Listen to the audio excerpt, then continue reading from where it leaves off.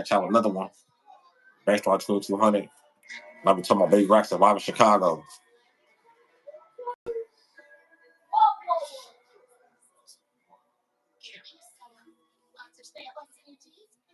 I seen a segment on YouTube.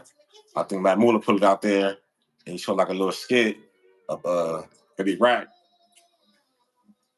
how he survived Chicago when he blew up and famous and all that type of shit. Like when he said like in 2019 or something, he's gonna get like 1,000 views on this shit, and then shit like 2022, 23, just shit blew up. He blew up and all that type of stuff and all that. You know what I'm saying? So he stood down for the ground.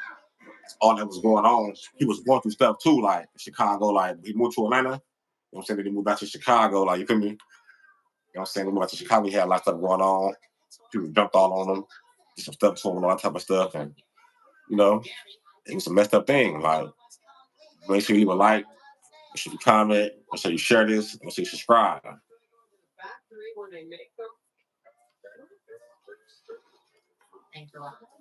Where they at? They're talking about. You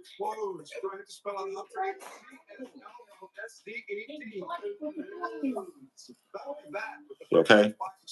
Shipped out days ago.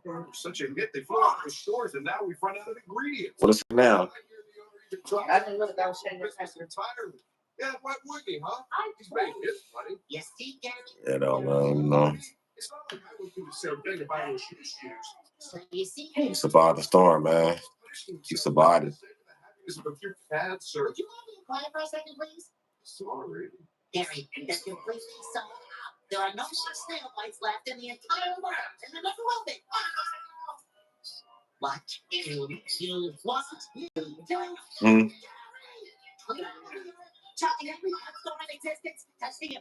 I'm gonna take the chat it up. I'm gonna see what you're talking about. You know what I'm saying? We're gonna get it up. Positive vibes only, positive vibes only. Ain't got time for no weird shit.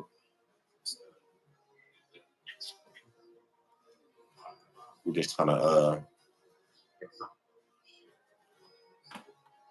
give it how we see it. We ain't trying to know all that other shit and all that things.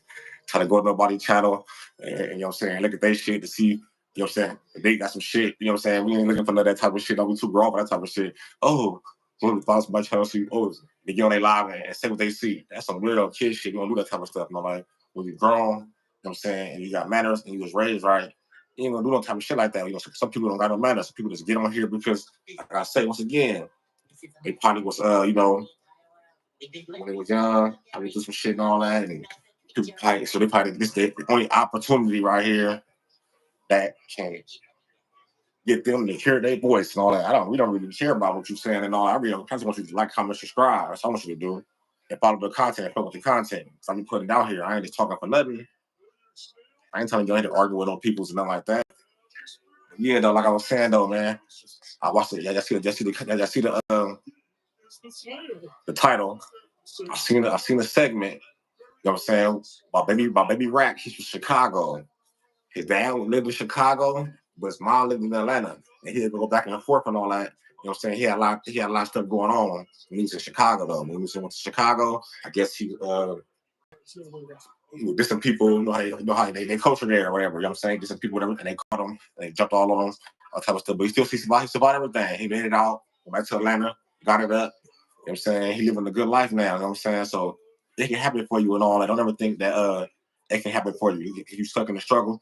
I was stuck in it for many years. You know what I'm saying? Plenty years. I got over 20 years in game banging. You know what I'm saying? And I'm proud of it. But I do know the struggle for black man. This is what it is. Like, you know what I'm saying? When you black, automatically you get stereotyped. Motherfucker gonna get in my life earlier gonna tell me, oh, you got a ski mask on, you finna go rob a gas station?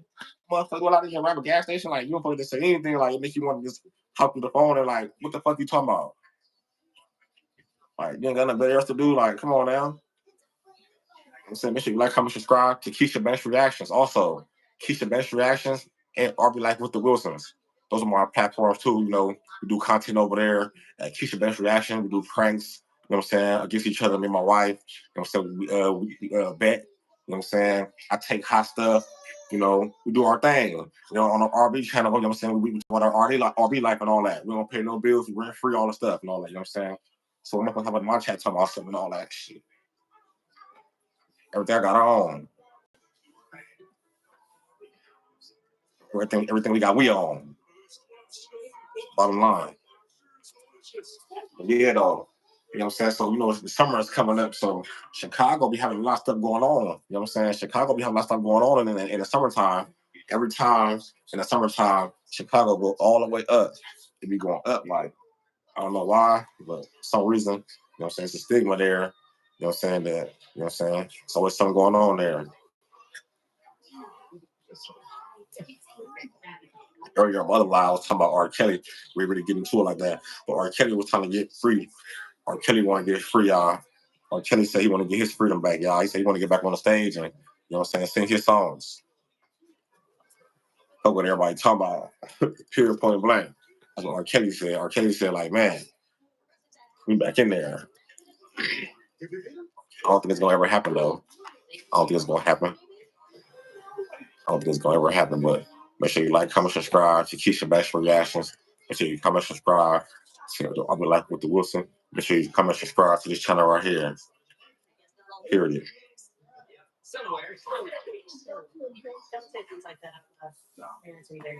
They're coming back on the line, so I gotta tell another story before I end it out. It's my ritual, so.